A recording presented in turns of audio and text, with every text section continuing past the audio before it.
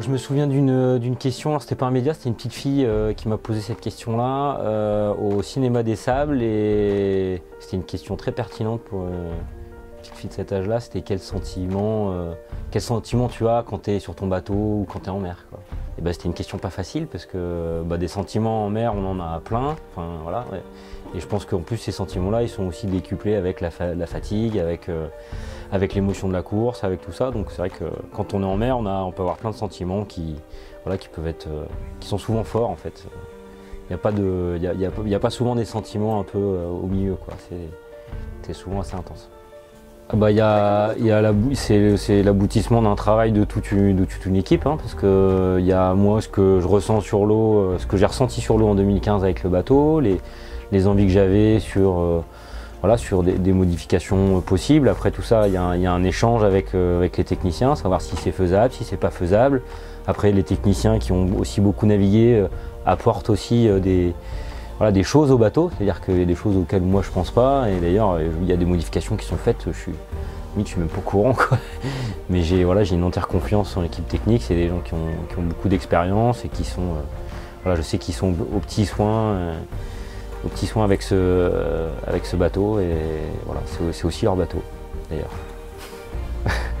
Non, j'ai pas de rêve. Alors de temps en temps je me projette sur un avenir très proche qui est le départ, et puis voilà, les premiers milles, et on peut pas s'empêcher d'essayer de se dérouler un petit film aussi de ce qui peut se passer au départ, de comment ça va être en fonction aussi. Puis là ça se précise parce qu'on commence à avoir quelques infos météo, donc oui, on peut pas s'empêcher en tout cas pas de rêver, mais d'avoir une petite projection sur la semaine prochaine. Bah oui, juste là, c'est les jours en ce moment. J'essaie de profiter aussi de ces instants-là, parce que c'est des instants importants. Je sais que c'est éphémère et que on est un peu mis sur un piédestal parce qu'on a quelques jours d'une grande course, et on sera les acteurs de cette course. Donc on est vachement sollicité, mis en avant. Donc c'est sympa tout ça. Après, c'est pareil. Je veux avoir un recul par rapport à ça, parce que je sais que c'est quelque chose qui est éphémère là, qui est sympa, mais qui reste éphémère.